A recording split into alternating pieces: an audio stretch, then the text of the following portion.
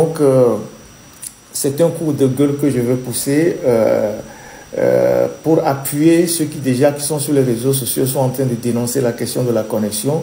Aujourd'hui, avoir une connexion Internet, c'est un droit de l'homme. Parce que c'est la communication, ça fait partie des droits de l'homme. Et il est inadmissible que Faure Gnassingbé et ses amis puissent priver le peuple togolais de cette connexion-là, alors que quand vous allez à la Caisse nationale de sécurité, à la résidence de la Caisse et à la cité OUA, ils ont une très bonne connexion là-bas. Je ne sais pas comment ils ont fait, mais ils ont fait en sorte que au niveau de la Caisse nationale de sécurité sociale et au niveau de la cité OUA, ils ont maintenu une connexion qui est fluide. Maintenant, pour le reste de la population, ils ont privé le Togo de cette connexion-là. Et puis, ils oublient que nous ne sommes pas seuls au Togo. Il y a des étrangers qui sont chez nous, il y a des banques qui sont installées chez nous, il y a des institutions qui sont installées chez nous, qui ont besoin de la connexion Internet pour travailler. Et donc, c'est quand même incroyable pour un pays qui se dit moderne et qui veut, je ne sais pas, voilà. Donc, je joins ma voix à celle de ceux qui dénoncent cette privation-là de la connexion dans notre pays.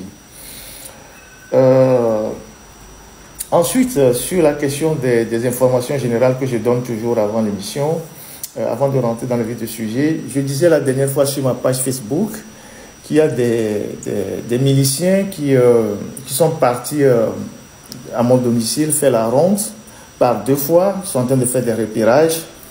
Je ne sais pas ce qu'ils sont en train de, je sais pas ce qu'ils ont envie de faire, mais ils sont allés dans la zone avec leurs éléments pour faire des repérages. Et ces miliciens-là, je connais bien leur nom, leur identité complète, et les véhicules qu'ils ont utilisés pour aller faire la reconnaissance des lieux.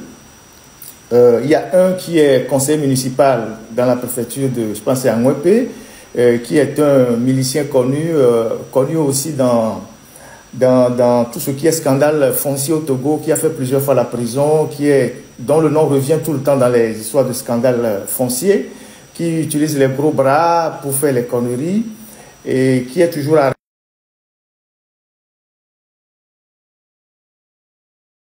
qui est au port, qui a aussi une tradition d'ancien milicien qui vit à Détikopé. Il avait opéré à Toumassé à DU. Et donc, ils sont allés dans cette zone-là. C'est mon quartier, donc j'ai des gens qui observent tout, c'est mon quartier. Et ils ont garé leur voiture à un carrefour. Après, ils ont marché. Il y a une autre voiture qui est venue les rencontrer. Ils ont fait la ronde par 2 fois. Et donc, je tiens à vous dire que moi, je transmets vos identités aux services concernés, autant au Togo et dans le monde. Et si vous osez faire quelque chose à ce domicile-là, vous serez tenu responsable. Parce que quand on parle des miliciens, le pouvoir togolais a toujours dit qu'il n'y a pas de miliciens. Alors qu'il existe bel et bien des miliciens qui opèrent. Des gens qui ne sont investis d'aucun pouvoir de police et de gendarmerie peuvent aller arrêter des gens, rentrer dans les domiciles privés, attaquer des gens. Je pense que il faut bien réfléchir avant de faire ce que vous êtes en train de faire. De toute façon, moi je suis un journaliste, je prends toujours mes dispositions. Dès que j'ai une information, je communique à ceux à qui je peux communiquer. Et vous pensez que Faure Gnassingbé restera éternellement au pouvoir? Il s'en ira d'une manière ou d'une autre. Mais vous allez répondre de vos actes. Même si demain Faure Gnassingbé tombe et meurt, vous, si vous êtes vivant, vous allez répondre de vos actes. Donc, continuez pas à réfléchir comme des écervelés, parce qu'on vous donne un peu d'argent ou on vous donne quelques privilèges de la République. Ça vous permet d'aller menacer ou attaquer des gens ou aller envisager d'attaquer des domiciles des gens. On verra bien au moment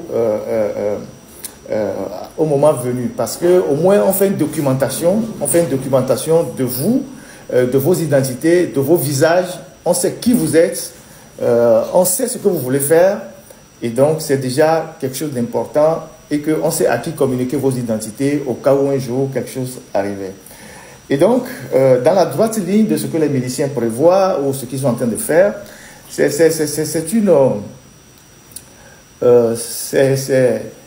c'est une démarche générale.